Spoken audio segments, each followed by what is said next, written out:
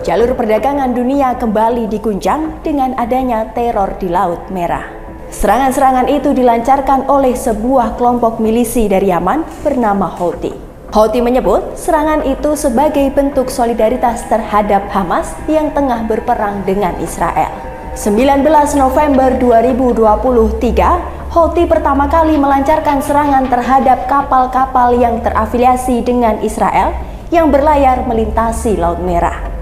Sejak itu, setidaknya ada 40 kapal yang dilaporkan diserang oleh Houthi. Teror itu pun memaksa perdagangan dunia kembali ke abad 15. Lantas seperti apa dampak yang diciptakan serangan Houthi atas perdagangan internasional?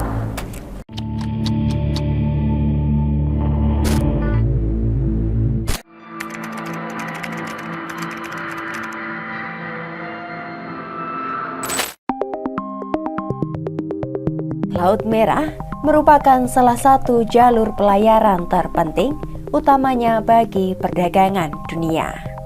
Jalur ini merupakan pintu masuk menuju terusan Suez dari selatan. Seperti diketahui, terusan Suez merupakan salah satu jalur pelayaran tersibuk di dunia. Sekitar 12% perdagangan global melewati jalur ini. Apalagi koridor yang membentang 1930 km itu menawarkan rute tercepat dan terpendek untuk melakukan perjalanan antara Eropa dan Asia. Tahun 2023 diperkirakan sebanyak 21.344 kapal melewati jalur ini. Jika dirata-rata, setidaknya ada 59 kapal perharinya yang melakukan perjalanan melalui jalur ini. Namun kondisi di Laut Merah yang memanas beberapa bulan terakhir memaksa perusahaan pelayaran besar yang biasanya berlayar melalui Laut Merah harus memutar rute mereka melewati Afrika Selatan.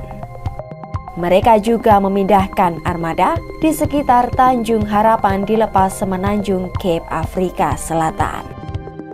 Padahal dengan mengubah rute melewati Tanjung Harapan, estimasi perjalanan harus molor hingga 2 minggu dengan jarak tempuh berkisar 5.000 hingga 11.000 km. Dunia pelayaran pun seolah dipaksa kembali ke 600 tahun silam. Kapal kontainer yang akan melakukan perjalanan dari Shanghai, China menuju Rotterdam, Belanda, jika dengan rute Tanjung Harapan harus menambah estimasi waktu 8 hari lebih lama ketimbang rute Laut Merah. Tak jarang, dalam beberapa kasus waktu tempuh bahkan bisa molor lebih dari 4 kali lipat. Misalnya, pada kapal curah yang membawa kiriman gandum dari pelabuhan Odessa di Ukraina di Laut Hitam.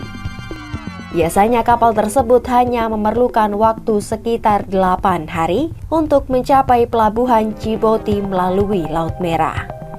Namun dengan berkeliling Tanjung Harapan, kapal harus berlayar selama 30 hari dengan total perjalanan menjadi 38 hari.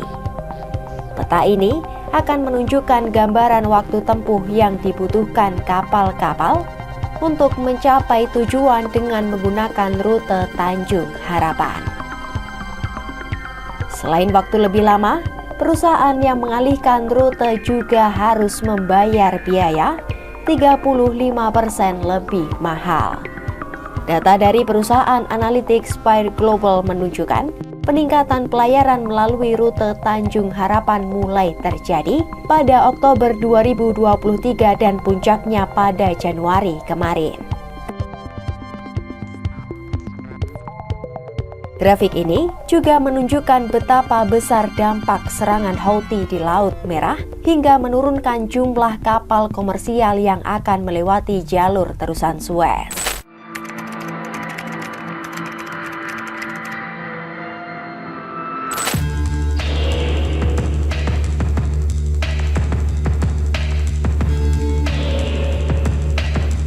Laut Merah membentang sekitar 1930 km dari Teluk Suez, Mesir di utara, hingga ke Teluk Aden, Yaman di selatan. Artinya, kapal yang akan melewati terusan Suez baik dari Laut Mediterania maupun dari Samudra Hindia harus melewati rute Laut Merah. Di mana Selat Bab al-Mandab yang merupakan pintu gerbang Laut Merah utama di selatan telah dikuasai oleh kelompok Houthi. Perairan yang hanya memiliki lebar sekitar 30 km itu menjadi tempat strategis bagi Houthi untuk melancarkan serangan terhadap kapal-kapal komersial yang terafiliasi dengan Israel. Lebar perairan yang sempit memudahkan Houthi melancarkan serangan kepada kapal-kapal yang telah ditargetkan. Houthi kerap menyerang kapal dengan rudal maupun drone saat mereka memasuki selat tersebut. Berikut lini masa serangan Houthi terhadap kapal-kapal yang melintasi Laut Merah.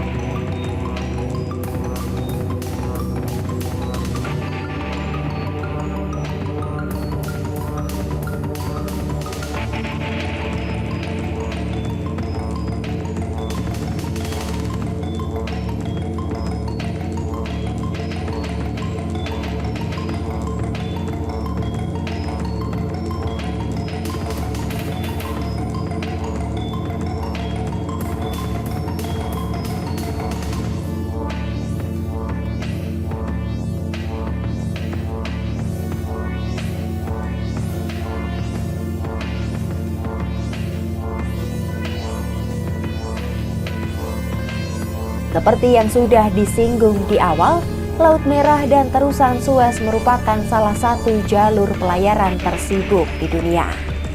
Apalagi jalur ini menawarkan rute paling cepat, sehingga kos yang dibutuhkan juga lebih murah. Sekitar 12% perdagangan global melewati jalur ini. Artinya, jalur dagang ini setidaknya membawa lebih dari 1 triliun dolar AS per tahunnya. Namun alasan keamanan membuat perusahaan kapal-kapal komersial merubah rute mereka melalui alternatif yang lebih jauh dan tentunya membutuhkan biaya yang lebih mahal. Perubahan rute itu pun berdampak ke perekonomian global.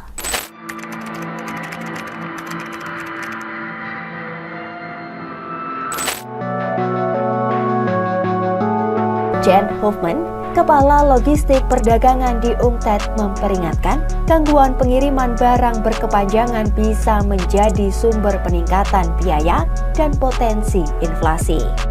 Sebab biaya pengiriman yang lebih tinggi dipastikan akan memberikan tekanan pada harga barang konsumsi. Di lain sisi, lamanya pelayaran juga berdampak kepada jasmani dan rohani para pelaut. Enaka Rutenuto dan timnya dalam Jurnal International Maritime Health edisi 2012 menyebut bahwa pelaut rentan terserang depresi. Periode lama di kapal membuat seseorang bisa stres karena mereka merasa terisolasi dari peradaban dan kejenuhan akibat berada di dalam kapal terus-menerus.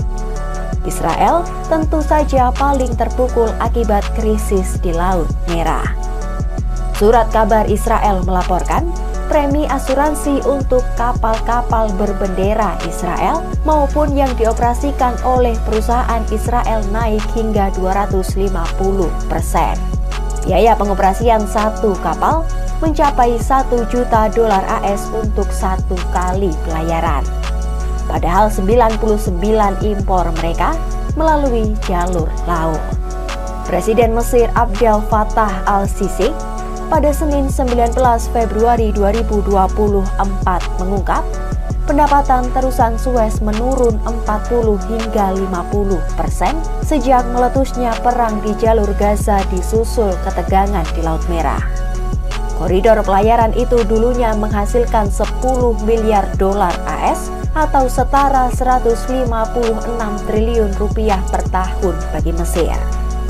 Sebagai perlintasan bagi 12% perdagangan global, terusan Suez merupakan sumber mata uang asing yang krusial bagi Mesir. Di lain sisi, berbagai tantangan harus dihadapi Mesir dan negara-negara Afrika pada umumnya, termasuk mengamankan pasokan energi dan mencapai transisi energi.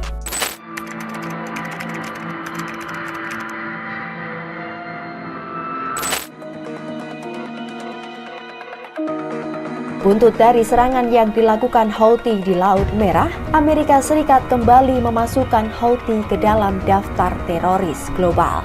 AS menganggap serangan Houthi terhadap pelayaran internasional telah membahayakan pelaut, mengganggu arus bebas perdagangan hingga kebebasan navigasi.